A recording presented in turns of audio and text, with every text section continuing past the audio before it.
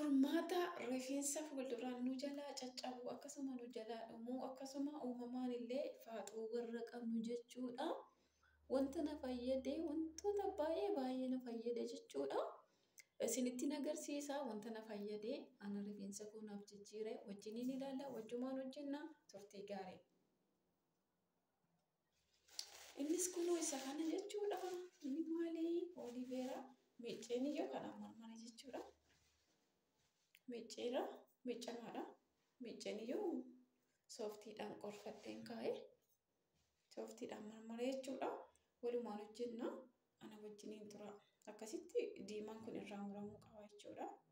Kun irraa muramuu qaban fayyadu.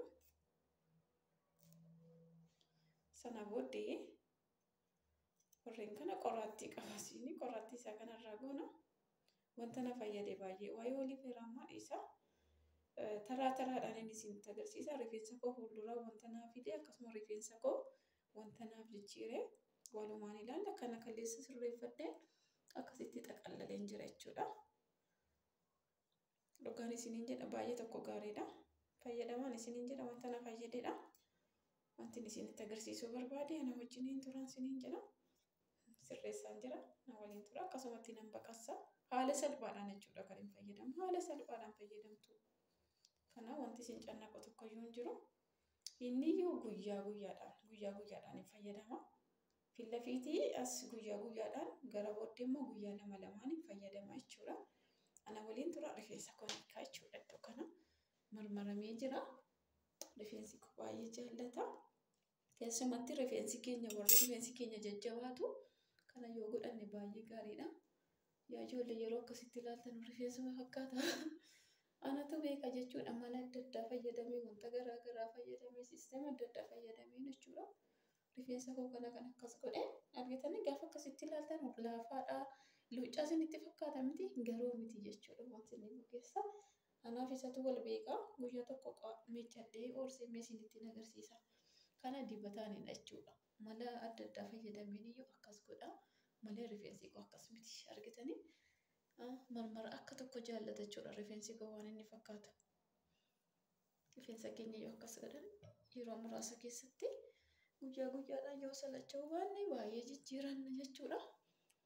Nafa futtaasaa na waliin tura. Haala kanaan fufuttaaseera jechuudha hawaasaarra. Ilaala dhugaan isiniin jedha. Rifeensa koo akkas gochuu baay'ee jaallata.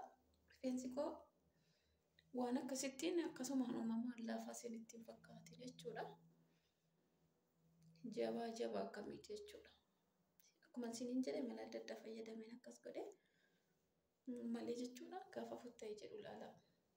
Akkasitti yeroo hundumayyuu gara booddee guyyaa lama lamaan gara fuulduraa kan immoo guyyaadhaan haala kanaan fayyadamee dibata dibadhee jira jechuudha. Argitanii bareedu farrazamaa jechuudha. Baay'ee miidhagaa isinitti mul'ata dhiyyaadha. Haala fakkaata jechuudha. Baay'ee namatti tola. Na wajjiniin tura amma nan faaqqifadhaa jechuudha. Faaqqii gaafa faaqqistan caafii isaarraa kaasaati. Kun immoo wal qabee hin jiru jechuudha. Maaliif dibata quufeeraa laafeera waan ta'eedhaaf na cannaqu jechuudha faaqqisuudha. Argitanii dhugaan isiniin jedha. Rifeensi koo kana isinitti hin fakkaatin isiniin jedha.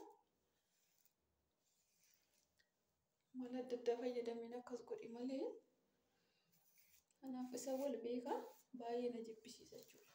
Yeroo miiccuu maal jedhu amma garuu rifeensuma luuccaa fakkaatu akkasitti gaafa ilaaltan abeet yaa ijoollee maal sobni kun argitanii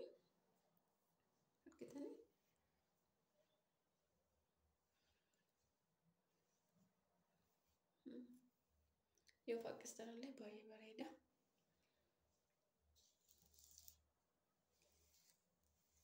Kana fakkaata jechuudha. Amma gara dibachuutti darbina. Haala kanaan egaa faaqqisee booddee nan saaqa jechuudha sitti. Nan saaqxu jechuudha sitti xiqqoo ishee rifeensatti dabaltanii rifeensa koo fuuldura isinitti argitanii xiqqoon baqqaalaa asiyyuu geera xiqqoon nufi as gaheera. Argitanii kun asii gugurraacha kun rifeensa xixiqqoodha jechuudha. Baay'ee guutaa jira. Baay'een faaxuu qabaan duraan caccabaa osoo hin taane faaxuun qaba baay'ee. Rifeensa fuulduraan caccabuun duraadhuma akkas baay'ee fayyada. Argitanii as gaheera jechuudha. Bakka asii dhufee rifeensi koo dhugaan isin faaxuun koo as gahaa ture jechuudha. Gonkumaa wanti tokko irratti biqilee hin jiru ture jechuudha. As gahaa ture kaan guddateera. Guyyaa guyyaadhaan jechuudha. Fiila fiitii kanan godhadhu. Kana fakkaata jechuudha. Amma gara hojjetachuutti darbaa na wajjiniin tura. Haala kanaan nuffuu isin hin barbaachisu nama nuffuu danda'a. Yeroo baay'ee isinitti fudhata waanuma dadhabdan irra immoo firii argattus waan ta'eedhaaf dadhabuun dirqamaan jedha. Akkasitti saaxu jechuudha. Akkasitti saaxu. Kana booddee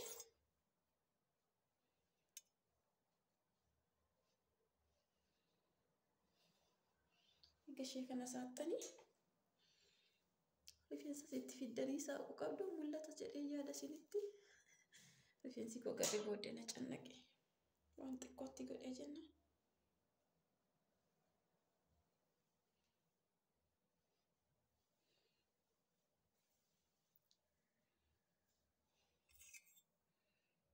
Wanti hundinuu kunuunsa nama barbaadu dhoftoota kiyya.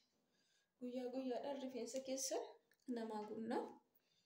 Yoo saatiin iyyuutti bubbuutan akkuma sanarratti akkuma ammumaa itti sixan ammumaa hojjettan irratti faayidaa argattu jechuudha. Oliveera eegan baqassee kana fakkaata argitanimti. Sana booddee hundee isaa jalatti buqqee isaa irratti jechuudha. Akkas gootu. Argitanimti. Akka gootu. Gootu jechuudha. Sana booddee masaajii gootu bakka kanuma dhabuun wanti biraan jiru jechuudha. Wanta baay'ee namaatti fakkaata malee xiqqoodha. Sana booddee masaajii gootu jechuudha sirriitti. Har'a gara fiila fuulduraan bichaan isinitti agarsiisa. Akkaataan itti godhadhu jechuudha. Akkaataan itti fidadhu akkaataan itti magarsadhe. Guyyaadhaan rifeensi keessan akka gochuu baay'ee tokko jaallata. Baay'ee tokko jechuudha. Guyyaa. Saatii irriba geessanillee dhiistanii godhachuu qabdu. Sana booddee hin hidhama waan ta'eef akka bishaanitti fudhata waan ta'eef ciqaa qibaatii bilumaa jiqiin fayyadama jechuudha. Argitanii?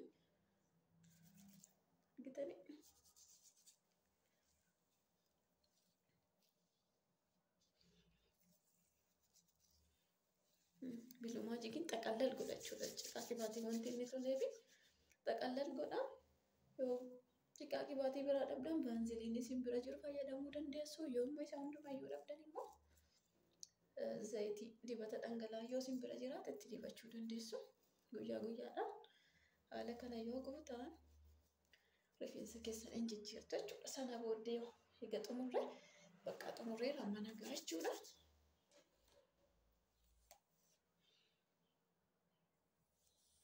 Nutti mul'ata dheeyyaadha. Sana booddee haala kanaan egaa faaqqisnee argitanii.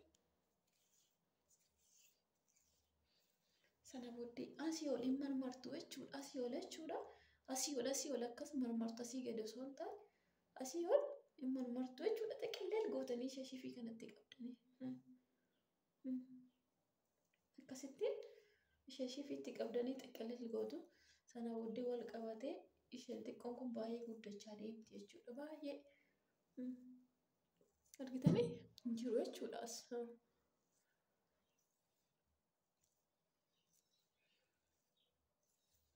Wanti na fayyadeedha. Beekee osoo hin taane wanti nama fayyade wanta si fayyade tokko immoo namaa yoo geesse baay'ee gaariidha. Yeroo maraa rifeensi keenya immoo baay'ee fokkisa hordoftoota keenya fiila fiitiidhaan yoo wal caccaale baay'ee nu jalaa fokkisa jechuudha. Akkas gootu jechuudha. Argitanii xaqallal gootu akkasittiin xaqallal gootanii gara kanatti fiddanii hin qabsiistu jechuudha. Haala kanaan gara sattaanutti darbee jira jechuudha. Haala kanaan guyyaadhaan yoo godhatan mi'aan si'oosinii fi hin taanillee guyyaa 2 wanta baay'ee jira waan ta'eef rifeensa keenya wanti fidu rifeensa keenya wanti nu jijjiiru uumamaan kan nuuf kenname kan uumaan keenya waaqni keenya nuuf kenne kunuunfachuun cubbuu hin qabu. Akkasitti fayyadamaan isiniin jedha sana booddee masaajiin kun argitanii. Irra taa'uu rakkoon qabu namoonni tokko yoo irra taa'uu isaa gaafattanii guyyaa guyyaadhaan guutummaa rifeensa keessanii qotanii dibattan baay'ee gaariidha. Baay'ee jaallata jechuudha masaajii kana gochuu guyyaa guyyaa akkuma firee akkuma biqilaa tokko dhaabdanii yoo marsitan yoo taramtan yoo maal jettan jaallatu akkuma sanatti guddatus firee argamsiisus waa'ee rifeensa keenyas akkasuma jechuudha. Dhugaan isiniin jedha akkuma itti fayyadamnetti arganna wanta hundaa. Innuuf na fayyadama. Isaatitti maqabdan irratti fayyadamtu.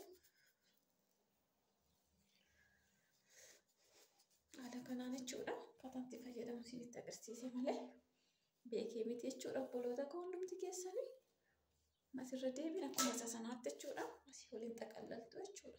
Asii walitti cortanii jechuudha. Kana walitti cortuu sana booddee baay'ee guddachaa deemte jechuudha. Durri kun rifeensi keessan guutaa deema argitanii akkasittiin jechuudha. Hin marmartu akkasittiin asii wal marmartu bakka sana booddee wal qabaa deema jechuudha. Guyyaa guyyaan akka gootanii immoo guddachuu isa wanti dhamu jiru bakka akkas goota jechuudha.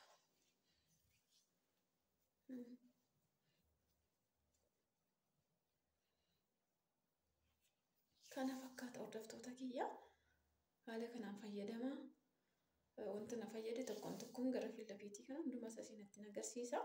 Gara kana hin godhadhu irraa kaleessa godhadhee amma isaatitti fayyadamuuf gara duraa kan akkamii akka fayyadamu isinitti agarsiisa jechuudha. Egaa xumurre akkas goona gara booddeetti deebistanii waan tokkotti godhattu.